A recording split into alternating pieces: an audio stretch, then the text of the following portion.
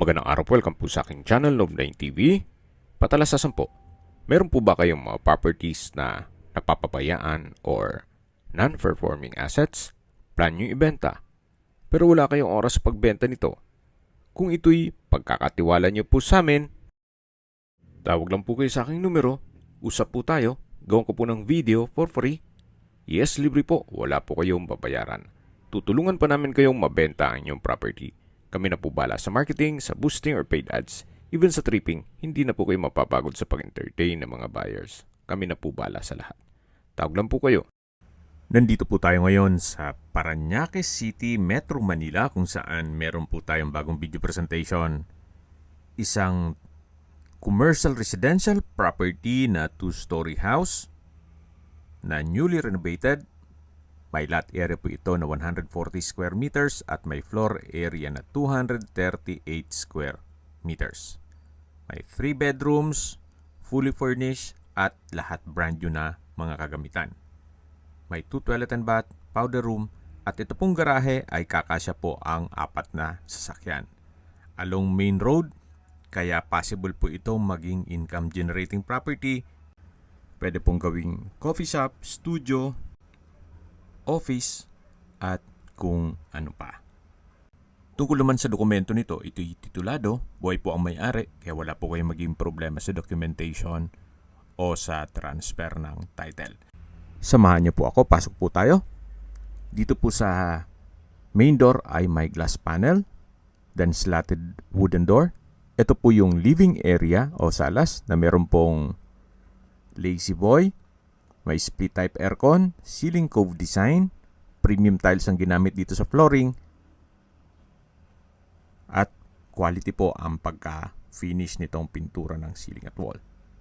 Meron pong coffee table na 2-seater at yan po yung customized glass window. Dito naman po yung dining area na may dining set.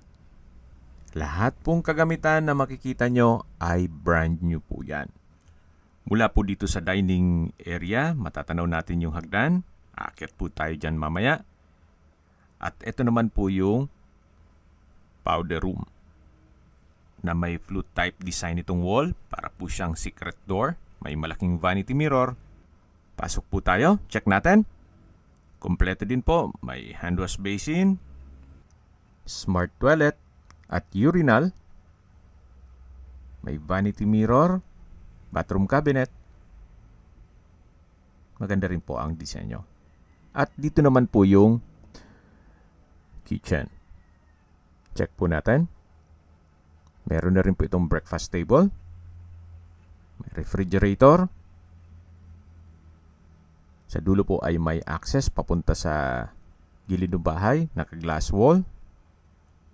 May Korean blinds. Ito po yung kitchen countertop. May stainless sink and faucet, range hood, kitchen cabinet, then storage ng kitchen utensils. Yan po yung tinutukoy ko na glass wall and door na access naman ito dito sa gilid ng bahay na kung saan pwede pa pong gawa ng service area. At meron pong access naman dun sa dulo papunta sa harapan ng bahay. Ito pong area na to ay enclosed po yan, may gate po. Kaya wala namang papasok dito sa area na to. Balik ulit tayo dito sa formal kitchen. Yan po yung breakfast table. Sa dulo yung kitchen countertop.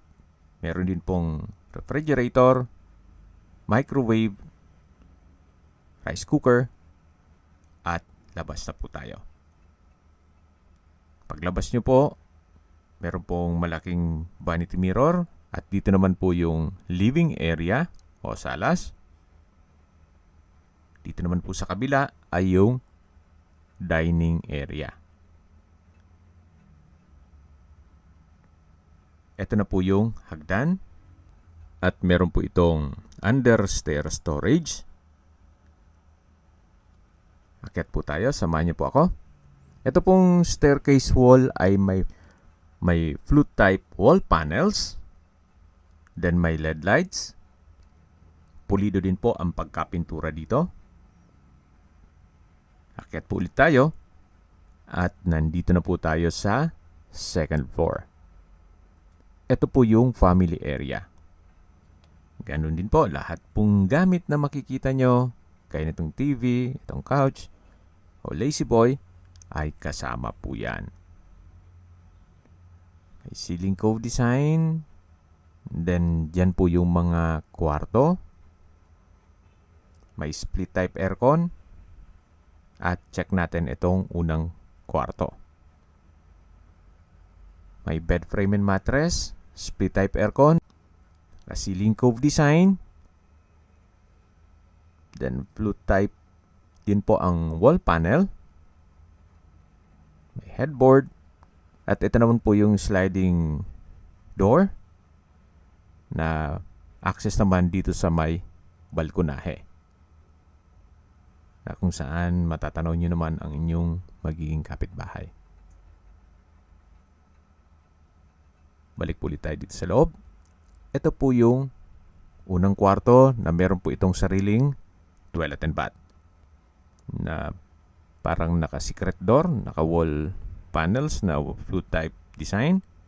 Meron po itong hand wash basin, bathroom cabinet, vanity mirror, smart toilet, shower enclosure, overhead shower, hot shower set, at may bathroom window. Lahat po yan ay brand new. Tunghayin niyo po ulit itong unang kwarto o first bedroom. Yan po ulit yung family area.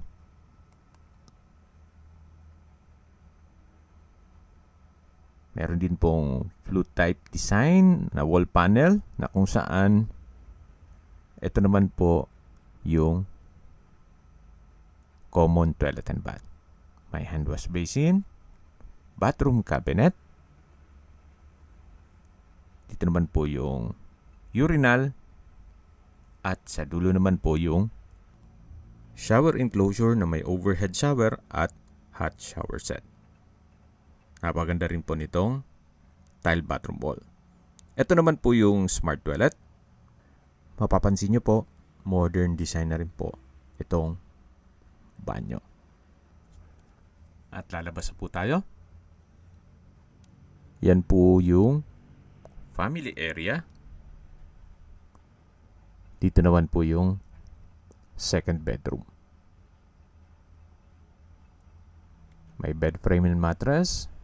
Itong glass windows ay may Korean blinds, naka-ceiling cove design, may split type aircon, headboard and flute type wall panels. At labas po tayo. Yan po ulit yung family area. At check na po natin ang third bedroom. Pasok po tayo. May bed frame and mattress na rin po. May split type aircon, headboard, then may flute type wall panel, customized glass window with security grill at Korean blinds. Yan po yung mga kwarto dito sa second floor. Sa distance, location at travel time portion na po tayo. Mula po sa SM Hypermart, ang distance is 1 kilometer at ang travel time is 5 minutes. Mula naman po sa Pats College of Aeronautics, ang distance is 1.8 kilometers at ang travel time is 8 minutes.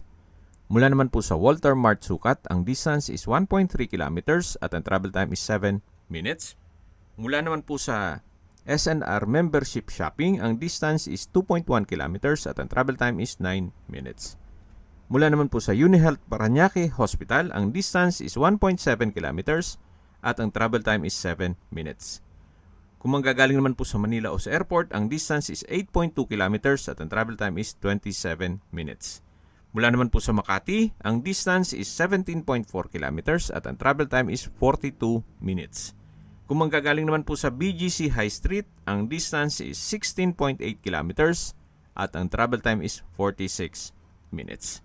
Okay, sa presyo na po tayo. Binebenta po ito ni owner sa halagang 19 million pesos. Kung may mga katanungan po kayo, tawag lang po kayo sa aking numero. At sa mga kababayan naman natin nasa ibang bansa, meron po akong WhatsApp, Viber at Telegram. Meron din pong Signal. Same number lang po, 0917-316-3399.